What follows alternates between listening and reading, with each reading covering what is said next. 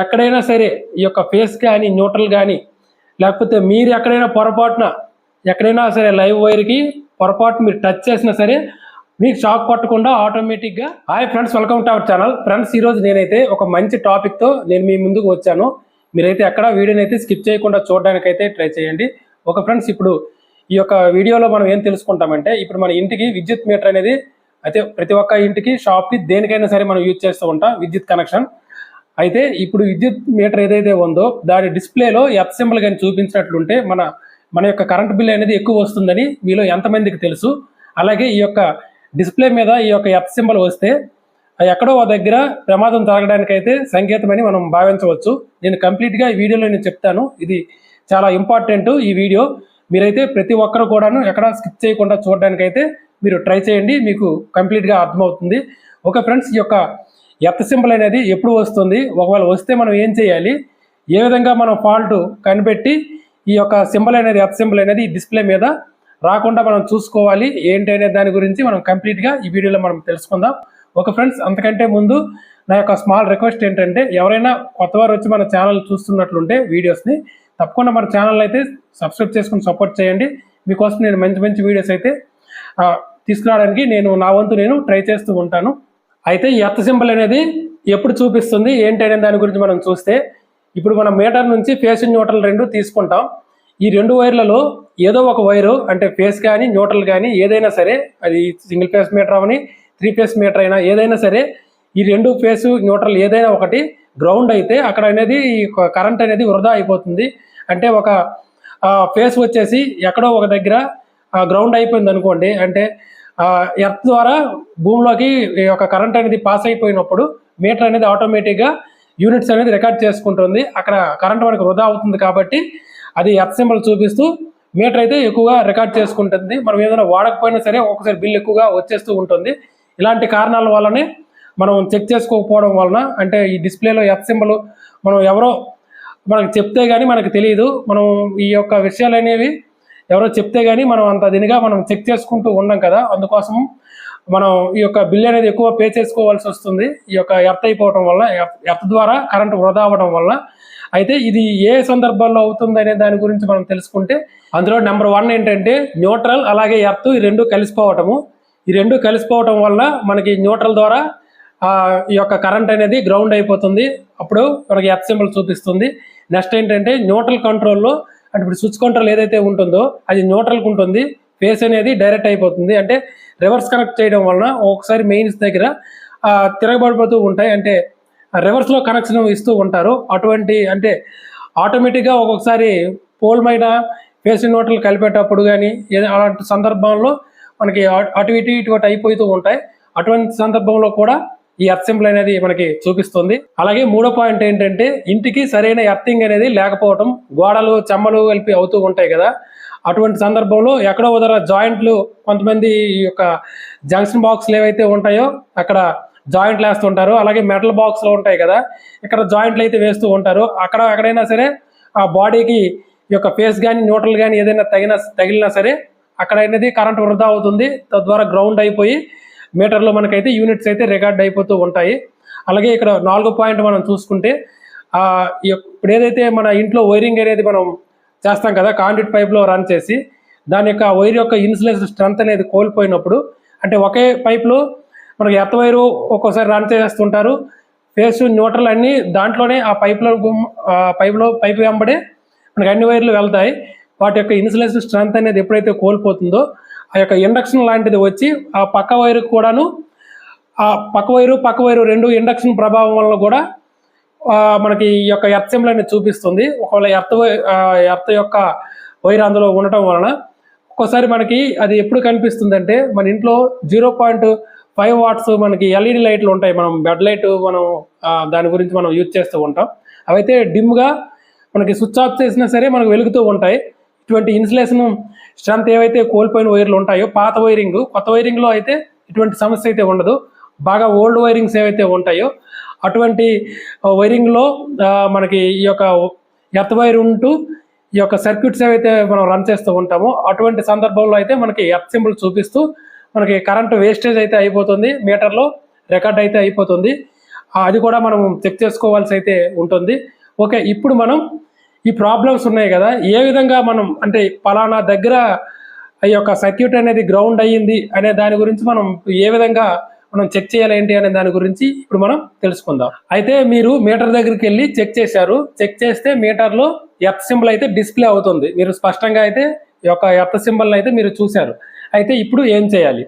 మనం ఫస్ట్ ఏం చేయాలంటే మన డిస్ట్రిబ్యూషన్ బోర్డు ఉంటుంది కదా, ఎంసీబీలు అన్నీ ఒక దగ్గర మనం పెట్టుకునే బోర్డు ఏదైతే ఉందో అక్కడికి మనం ముందు వెళ్ళి ఫస్ట్ ఏం చేస్తామంటే ఎంసీబీలు అన్నీ ఆఫ్ చేస్తాం. ఆఫ్ చేసి ఒక 2 minutes మనం అబ్జర్వ్ చేసి ఒకసారి డిస్ప్లేని మనం చూడాలి. చూస్తే అక్కడ ఆ డిస్ప్లేలో ఈ యొక్క ఎర్త్ సింబల్ ఉందా లేదా అనేది కంపల్సరీగా ఎర్త్ సింబల్ అయితే మనకి మాయమైపోతుంది. ఎందుకంటే మనకి మీటర్ నుంచి వచ్చిన వైర్లు డైరెక్ట్గా వచ్చి ఈ యొక్క డిస్ట్రిబ్యూషన్ బోర్డులోనే మనకు కనెక్ట్ చేసి ఉంటాయి కాబట్టి ఒక్కొక్క సందర్భంలో కూడా అక్కడ కూడా అవ్వదు. ఎందుకంటే మనం ఎంసీబీ దగ్గర ఇన్కమింగ్ అంటే ఐసోలేటర్ ఇన్కమింగ్ దగ్గర మనం ఫేస్ నోట్లు మనం పెడతాం కదా, ఎర్త్ వైర్స్ కూడా అక్కడికే వస్తాయి.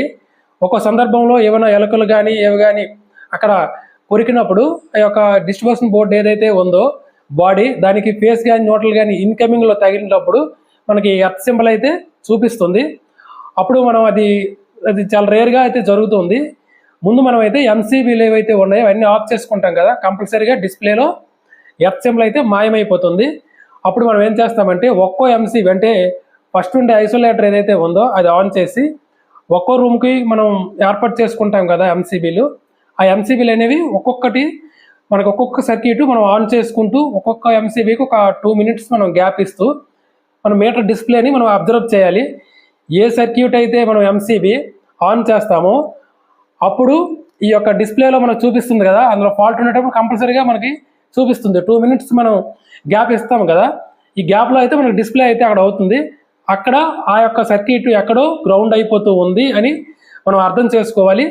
ఆ యొక్క సర్క్యూట్ ఏదైతే ఉందో కంప్లీట్గా ఆ యొక్క ఎంసీబీ నుంచి మనం ఏదైతే యొక్క స్విచ్ బోర్డు వరకు మనం ఆ వైర్ అనేది రన్ చేసుకుంటాం కదా, అదైతే మొత్తం మనం చెక్ చేసుకుంటే కంపల్సరీగా మనకైతే ఫాల్ట్ అయితే దొరుకుతుంది.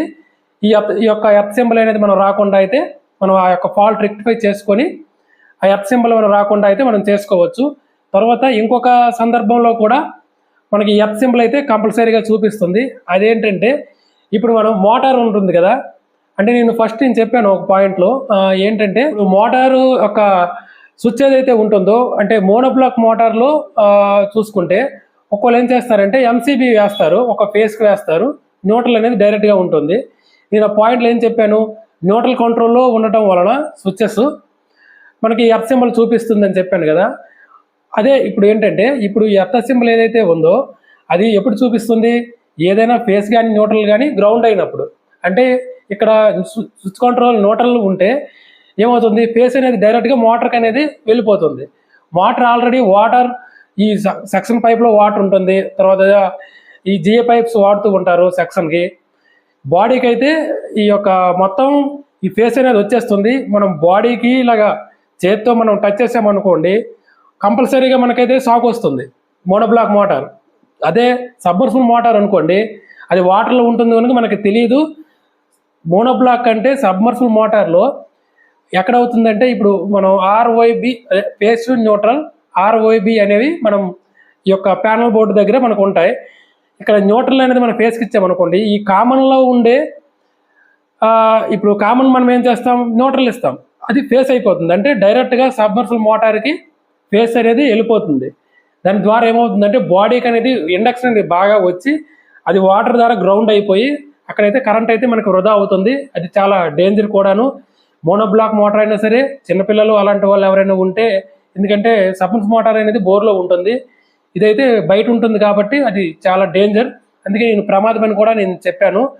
తర్వాత ఇంకా ప్రమాదమని చెప్తూ ఉన్నాను కదా, అదేంటంటే నేను రీసెంట్గా అయితే ఒక కంప్లైంట్కి అయితే నేను వెళ్ళాను. అదేంటంటే ఇప్పుడు సీలింగ్ ఫ్యాన్ ఉంటుంది కదా, సీలింగ్ ఫ్యాన్ పైన మనకి స్లాబ్కి హుక్ ఉంటుంది. దాని నుంచి అంటే ఇప్పుడు మామూలు డ్రిల్తో అయితే కొంతమంది డ్రిల్ వేసి హుక్ వేస్తారు ఫాల్ సీలింగ్ ఉండేటప్పుడు, లేకపోతే స్లాబ్కి డైరెక్ట్గా ఈ స్లాబ్ యొక్క రాడ్లు ఏవైతే ఉన్నాయో దానికి ఈ యొక్క హుక్ అనేది బైండింగ్ చేసి మనకి హుక్ అనేది ఫిట్ చేస్తారు. దానికి పైప్ కనెక్ట్ చేసి ఫ్యాన్ అయితే మనం కనెక్ట్ చేసుకుంటాం.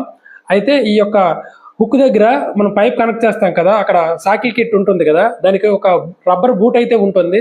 కొంతమంది దాన్ని అయితే యూజ్ చేయరు. అది యూజ్ చేయకపోవడం వల్ల ఏమవుతుందంటే, రీసెంట్గా అయితే నేను అదే చూశాను, ఫ్యాన్ అయితే బాడీ షార్ట్ అయిపోయింది. బాడీ షార్ట్ అయిపోయి ఆ యొక్క ఫ్యాను హుక్ గుండా మొత్తం స్లాబ్కి సప్లై వెళ్ళిపోయి ఈ మెట్లు తర్వాత గ్రిల్స్ అయితే ఉంటాయి కదా ఇంటికి ఫ్రంట్, ఈ గ్రిల్స్కి మొత్తం కూడా సప్లై అయితే వచ్చేసింది. మనమైతే మెయిన్ స్విచ్ ఆఫ్ చేసాం. ఆఫ్ చేసుకుంటూ నేను చెప్పినట్లే ఎంసీబీలు ఆన్ చేసి చెక్ చేస్తే ఒక ఫ్యాన్ కంప్లైంట్ అయితే మనకి దొరికింది. మనమైతే అది సాల్వ్ చేసాం. కనుక కంపల్సరీగా ఆ యొక్క రబ్బర్ బూట్ అయితే వాడాలి. వర్షాలు గెలి పడేటప్పుడు అయితే చాలా డేంజర్. మెట్ల పైకి ఎక్కినా సరే, పైన మేడ పైకి వెళ్ళినా ఏదైనా మనం ఈ యొక్క ఎలక్ట్రిక్ షాక్ అయితే మనం గురి కావచ్చు. ఫైనల్గా నేను ఏం చెప్తానంటే, ఇవన్నింటికి చెక్ పెట్టాలంటే ఒక్కటే పరిష్కారం. అదేంటంటే కంప్లీట్గా మీ యొక్క ఇంటికి అయితే ఎర్తింగ్ అనేది చేయించుకోండి. ఆ ఎర్తింగ్ అనేది పర్ఫెక్ట్గా ఉండాలి.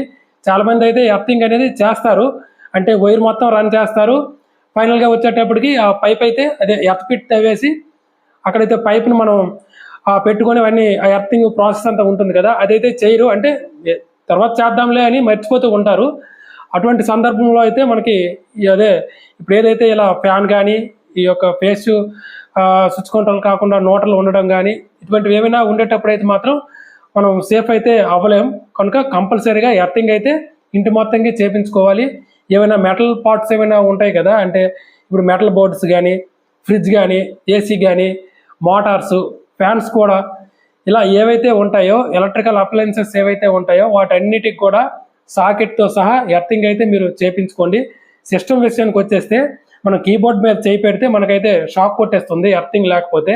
మీరు అది గమనించారో లేదో, కనుక కంపల్సరీగా అయితే మీరు ఎర్తింగ్ అనేది చేయించుకోవాలి. తర్వాత ఇంకోటి ఏంటంటే మెయిన్ ఏంటంటే, ఒకవేళ ఎక్కడైనా